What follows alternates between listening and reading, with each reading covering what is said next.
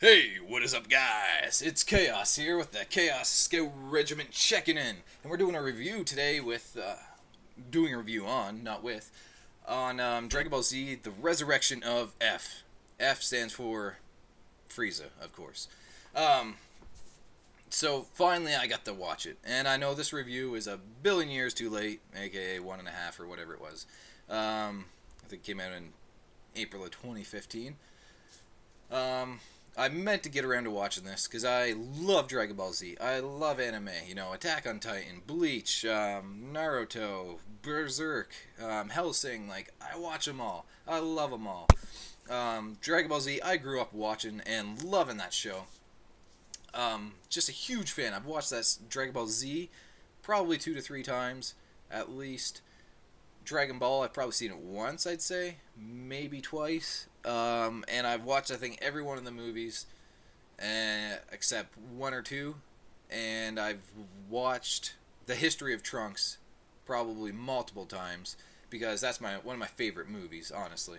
I finally got around to watching this. I just got tied up with other shows, busy with work, life, stuff like that, and it just kept slipping my mind that movie was released. And then I started to watch Dragon Ball Z Super just a little while ago because I just finished one anime series I was watching a little while ago, so it kind of freed up a little bit of room. Although I'm still watching multiple shows at the same time and multiple TV shows, but I'm trying to squeeze in Dragon Ball Super to get caught up to date. So I could start doing some reviews weekly on that because that'd be awesome, right?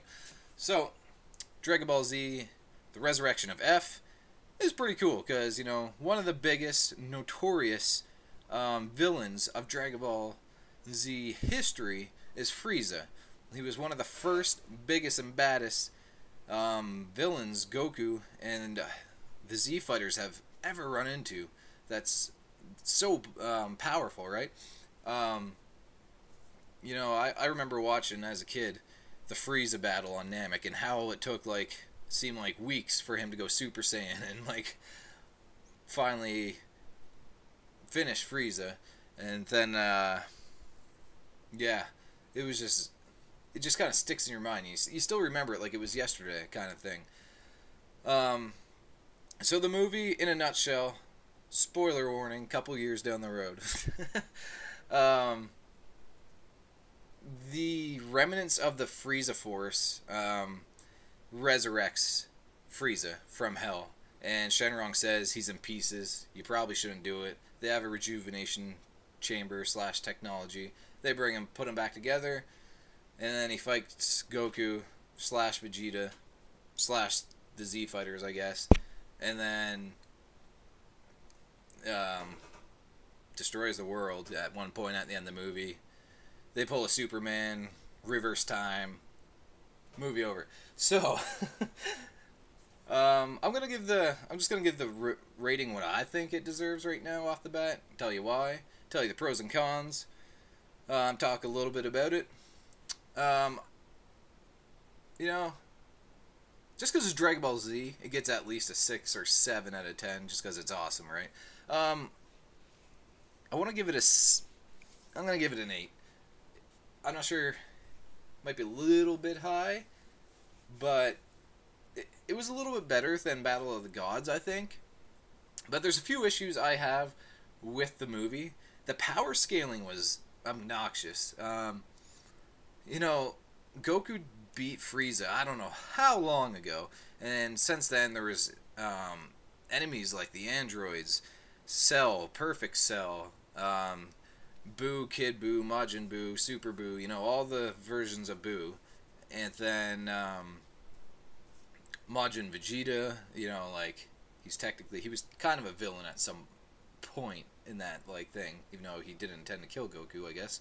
But that being said, and then now Goku achieves Super Saiyan God, battles with Beerus. Beerus was technically holding back, yes, but he's crazy powerful now, right? So Frieza should be a flake in the wind kind of thing because he's been sitting in hell wrapped in some cocoon with monkeys and rabbits hitting cymbals and having a good old time walking around him. He hasn't been doing any training. It's not like when Goku dies and he gets to go jump around on King Kai's planet and chase bubbles and become a hell of a lot stronger. Um, so I think the power scaling was super screwed up, even though they kind of gave half-assed reason to why it is. Frieza said, "I never had to train a day in my life. I was just always super strong. So I'm gonna go train for 4 months." And then I forgot, like I knew he said that, and then he was just on Earth. I was like, shit, 4 months. It was actually 6 months. It said has passed, and now he's Super Saiyan Frieza. He's gold. He's golden. Like shit. And apparently it's godly strong. It's like on par with the God version of Super Saiyan, Super Saiyan God. How is that even possible, right? Because Goku just kind of went hand to hand with Beerus, even though Beerus obviously wasn't at full strength. But Frieza said his dad, King Cold, said there was two people not to mess with. One was Majin Buu, which it's kind of funny that he even knew about him back then and he existed and all that stuff, but there's no hints and all that stuff. And Beerus, Lord Beerus. My dog, actually. I just got a coonhound not too long ago and I called him Beerus. He's pretty badass. So, if Goku beat Buu, apparently if Frieza just trained a little, he could have defeated Buu. And if he trains a lot, he can beat Beerus or something. Like, it doesn't make any sense. And King Cold was stronger or something. And I don't know. The power scaling was just really weird. But anyways, that aside, it was Dragon Ball Z. The fight scenes were pretty sweet. Goku got this blue god form. Need a drink to my Tim Hortons because I'm super Canadian, right? Yeah, so he achieved some kind of he can do it by himself, so it's blue now instead of red. It was a little weird, but it was kind of cool. They kind of screw around a little bit before he even takes that form, same with Frieza. And then Frieza blows up the planet at the end of the movie, which is kind of like super shocking. And Vegeta died, I guess, and everybody pretty much died except whoever Whis saved. And then Whis can turn back time because he explained that a little while ago that every once in a while Beerus would throw a fit or sneeze or something, destroy like a universe, and then he'd have to turn back time and reverse what he did because he is the Lord of Destruction, the God of Destruction, but you can't destroy everything. Right? And there's got to be balance, kind of like Star Wars, the Force. So his power has a time limit of like 3 minutes. So they turn back time and Goku just annihilates Frieza, which is a huge step for Goku because he was always the guy that was like, walk away, go get stronger, and I'll fight you again someday. And he did that with Frieza on Namek, and then Frieza came to destroy Earth again, and then Trunks came and cut him in half times 5,000. Yeah, so he finally finished off somebody, and I don't know how he didn't destroy Earth with his Kamehameha at the same time, but he didn't. So it was a pretty sick movie. It had some had a little bit of humor going on through it, some awesome fight scenes. We got to see the new Super Saiyan God power up. We got a new character. What was that Universe Patrol guy? What was his name? Sorry, just gotta look real quick here. Jocko, that was his name. I knew I had it down somewhere. That guy was kind of cool. It sounded like he was voiced by Death the Kid off Soul Eater, and I can't remember what his name is that does that voice, but he's starting to get pretty popular. I guess he probably did around the time Soul Eater came out, because I've noticed he's in a lot of animes and dubs and stuff like that. So that was kind of cool. He was kind of a cool character. It was good to see Tien back in pretty good fighting form. They left Yamcha out of it, the poor guy. Krillin went cue ball again. That was some nostalgic value, right? So we got to see all that going. Master Roshi, what the hell, man? That was another thing with power scaling thing. How the hell was he fighting with the Frieza Force? Master Roshi's a boss, mind you, but there's a couple things he's good at. Blowing blood out of his nose over, Bulma. And he was super strong back in the Dragon Ball days, but I don't understand how he's wrecking so many of the Frieza Force, but, it's Master Roshi, right? Who the hell cares? Nobody will notice. He obviously is doing some roids and looking at a lot of magazines, getting real jacked. Piccolo was in his fighting form and all that stuff, but damn, they killed Gohan. He's my man. I'm sorry, Gohan's one of my favorite characters. It's always a toss-up who I like better, Goku or Gohan. Um, Future Trunks is up there too. One of my all-time favorite characters, if I include all the movies and everything, is Future Gohan, compared to any of the characters in the whole thing. The reason being, maybe I should do a review on that movie in general, but he was just so badass and was self-taught. He had all these cool moves that none of the characters today use, like the Kai shield, the energy shield thing. He had to fight with one arm against both the androids at one point. It's just all the self-sacrifice and everything he did. He was crazy. And then that should have been what he grew up to be, but he's getting, right at the end of Dragon Ball Z, the Mystic Gohan or Ultimate Gohan, whatever some people argue that he is, he was badass. He wrecked Super Buu, and then he got eaten or whatever, but